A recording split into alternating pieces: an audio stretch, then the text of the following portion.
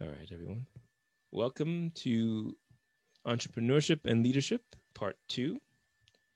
My name is Patrick Bastian, and I'll be going over the second part of this digital entrepreneurship pilot project. And this is just the first part of a larger course.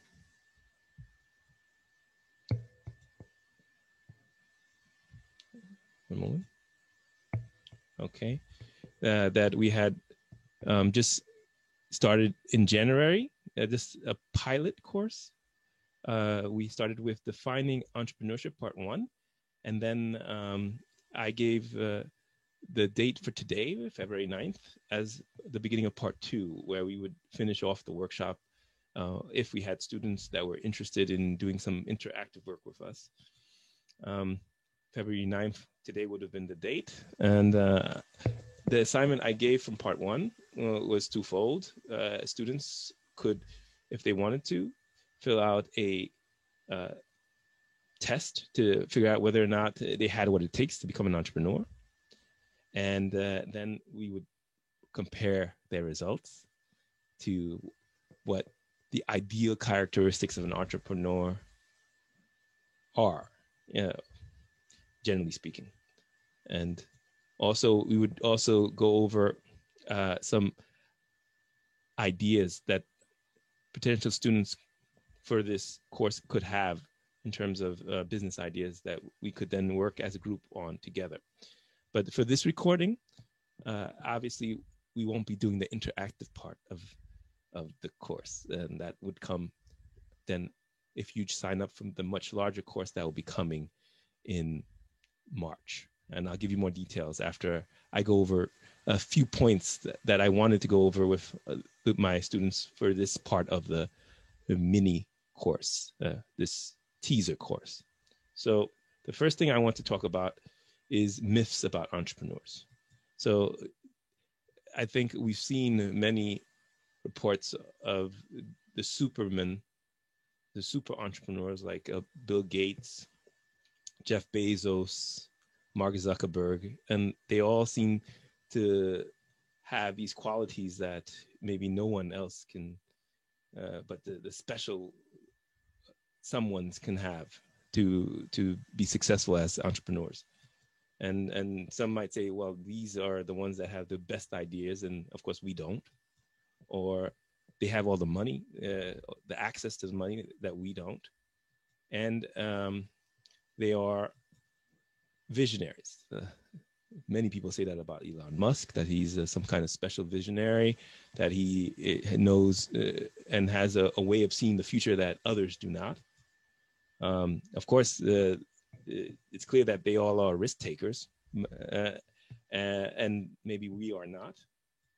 And of course, because they're successful, there's a belief that they are extraordinary forecasters of the future, which, of course, some of us might say, well, that's not me, right?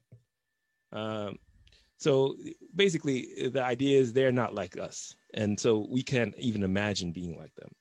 And this course is supposed to break those myths apart and really dissect them so that you can start to build up your confidence that you can build a business that will allow you to meet your goals. Maybe you won't become a Jeff Bezos, but you'll be independent and you'll be able to be secure about yourself, that you're ready to work with others to build a sustainable business, right?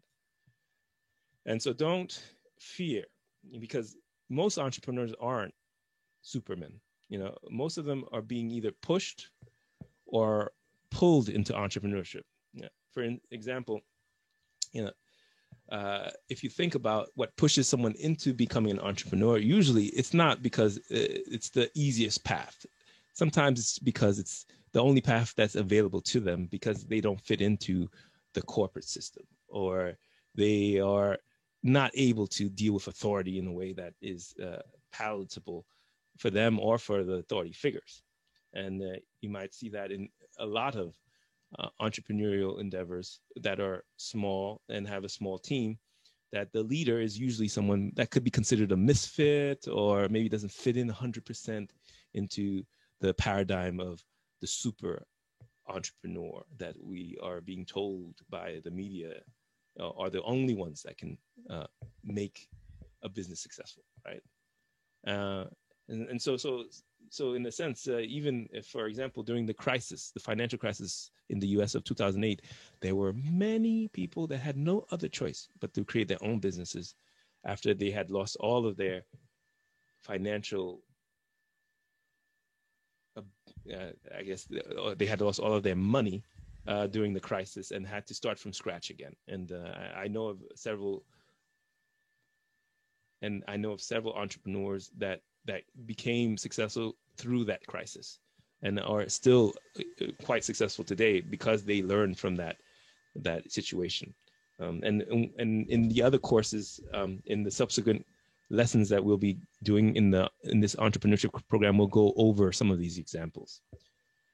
Also, as I said before, you could be pulled into becoming an entrepreneur because you're a person that recognizes that you want to take your chance, that you have the skills to really lead a company, and that you just really have the abilities that are required in order to be able to take calculated risks, not the risks that are willy-nilly, that are taken in a way that you would have to think twice about whether or not you, as a decision maker, as a leader, are the correct leader for an organization, right? Again, we will be looking at some of these push and pull factors when it comes to the characteristics of an entrepreneur. But first, I would like to talk about, in general, what the course in the future will look like, what we will go through. First of all, we want to say that a new venture, a new business requires a couple of phases that you have to go through, right? In the beginning, you'll have to figure out what kind of capital you bring to this business, right? So you can bring financial capital, which is your obviously your financial savings, the money that you have access to, or the family money that you might get, or you could also talk about human capital, the people around you, your network that could help you build your business, or social capital, which is again not just the people in your network, but also how they perceive you, what's your standing in the community that would allow you to build this startup or business from scratch. Obviously, that's just part of the capital you bring in to build this startup. And of course, you have to obviously have a good business idea, and you have to then use your own personal character to develop that idea and create a sustainable plan. And our course, the longer version of this course, will go through those steps to give you more confidence of how to shore up the areas that you're weak at and also accentuate the areas that you're really strong at, okay? But for this part, I will just go over the entrepreneurial character that is generally considered to be the most desirable for someone who will go into building a business from scratch on their own. So generally, entrepreneurial character requires a high need for independence, need for achievement, high internal locus of control, acceptance of measured risk and uncertainty, and high creativity, innovation, and opportunism. Okay, so let's go over these points. Let's start with need for independence. So again, we talked about the factors that pushed you into becoming an entrepreneur, right? But that's also part of your internal character. That maybe you're a person that doesn't want to take orders. You like to be on your own. You like to lead, and you're a little bit stubborn and determined. And sometimes you like to do things in an unconventional way. You're not a person that does things the cookie cutter way, right? That if you score high on any personality test in this area, then you could be that type that could want to go into business on his or her own, on your own in general, right? Obviously, there are risks to these personality types. The positive is that we know that you'll stick to it, to achieve your goal, but then maybe you might stick to it too long, and your stubbornness might keep you from making the move that you need to adjust to the market. But generally, these are generally positive traits. This particular one, need for independence, high need for achievement. That means you have a lot of energy. You are a proactive person. And in the end, you use that energy to stick to what you want to do, and you still, even if the others around you are afraid and worried and thinking, well, everything's going to go wrong, oh, this is a disaster, you don't have everything perfectly set up, you, because of your need for achievement, you stay positive and optimistic. If you already have that kind of personality trait, then you too can then say to yourself, yeah, I can probably do this. I can build my own business, and I can stick to it even when others are going to be downing me, right? Obviously, again, you could end up burning out with that kind of mental trait, right?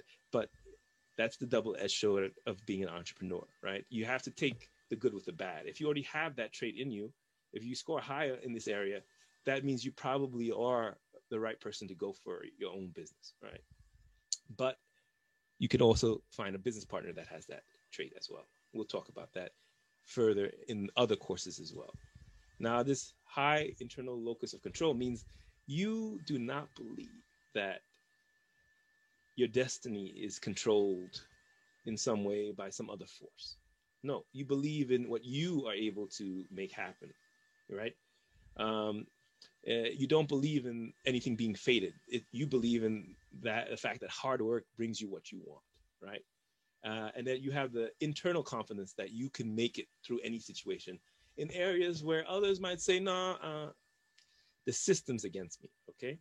So again, we have to be clear about that. This high internal locus of control means that you're not going to be swayed by this idea that you are fated to be a winner or a loser. You just know you have to work to get what you want. And again, that might make you into the perfect person to be an entrepreneur, but it's also, there's a dark side to that, right? You may not see others coming towards you or other situations coming towards you that you have no control over, like a financial crisis, for example, or some other unforeseen crisis that you may truly have no control over. But in general, it's a good trait to have, that you believe internally that you can, through your hard work, achieve your goals. Okay. And next, this creative and innovative side of you. That's where you have that special something about yourself, where you see things in a way that others don't. And that intuition, that imagination will give you a little bit more of an edge in the industry you're in the sector that you want to dominate, because others won't have that perspective. Of course, yeah, there's a little bit of a negative that you might be considered a daydreamer, but then of course, through your daydreams, you might come up with your best ideas. So that creativity and innovation will lead you to success if you utilize it in a focused way. Again, all of these traits have their positives and negatives, but all together, they create someone who is ready, or at least has the best potential of being successful or creating a successful business. Okay. Now, the next one, acceptance of risk and uncertainty. Again, not every decision is foretold to be a successful one. You have to take certain types of risks. But as an entrepreneur, you take the calculated risks based on your risk tolerance, right? And so as an individual who is willing to take calculated risks, then you can assess the situation as situations evolve, right? And then in the end, come up with a outcome that is feasible and acceptable to you. So then if you have that kind of mindset, you'll always be able to take a risk, but always hedge your bets to come out on top, or at least not to lose as much as someone else might lose who would be totally like a gambler, right? Entrepreneurs are not gamblers. Entrepreneurs are calculated risk takers. So if you score high on this level, the double-edged sword is that maybe you are a gambler and you have to have someone next to you that can at least temper that gambler's attitude, right? So again, all of these traits put together will lead you to success. All right. So that's it for now. For the next steps of this course, we would love you to register, to go to the GABC email to register your interest in the next set of courses that will be coming out in March for the Digital Entrepreneurship Program, which we hope will start in March. So please register. That way we know there's demand. Yeah. And you can also go to our website, depp.learneasy.com, digital entrepreneurship. So /digital entrepreneurship to register your interest. So that way we can contact you when the first course begins. And this course will be a massive course with lots of different points to touch on. And we'll have several of these teaser courses already available for you. And then additional courses that are very particular to being a digital entrepreneur. Okay. All right. So check out Karl Schulzhaus's website as well for other German American business community courses, the online courses, and also courses in Freiburg. Hopefully, after Corona is over, you'll be able to do those courses, and then sign up for courses online at learneasy.com. We have language courses for professionals in English and German, and we'll have French and Spanish soon. And we'll also have business courses in English to help you with your writing, your presenting, and other aspects of building your business through learneasy.com. All right, so now I want to open up the floor to questions. Does anyone have any questions? Yes, thank you, Patrick, for that presentation. Yeah, I'd like to ask you one question. What one piece of advice would you give to someone who doubted their own ability? What advice would you give to that kind of person who's not sure about their own competence or ability? Yeah, this is a good question, Jeff. I've encountered that with many of my friends who are super talented and wanted to become entrepreneurs themselves. They always wondered if they could do it or not, and they had always this feeling that they couldn't. And I would tell them, well, you won't know if you don't try, and you should test out your ideas and go and connect with others who are interested in becoming entrepreneurs as well, and maybe find a business partner that can help you strengthen yourself in terms of the weak areas of these characteristics. Maybe you score high on creativity but low on risk taking. Therefore, you need someone maybe around you that's willing to encourage you to take these risks, and you can partner with that person to build your business. Obviously, these things take time, and I would tell you to go and network online, offline, and also put yourself out there in a way that you feel comfortable sharing your ideas before you go out there and actually start building a business. Yeah. So test out your ideas, test out your thoughts, network, and then take a course. Take several different courses about entrepreneurship. Go to incubators, go to other events to see what others are talking about.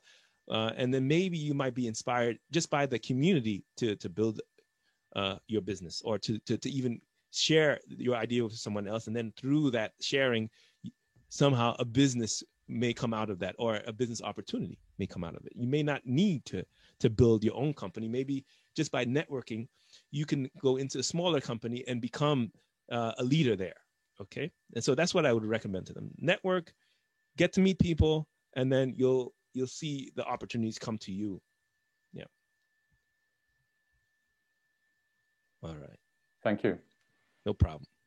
All right. So if that's everything, then I would like to say thank you for watching my presentation, and I look forward to seeing you in my course and in other courses that we'll be giving through the Digital Entrepreneurship Program.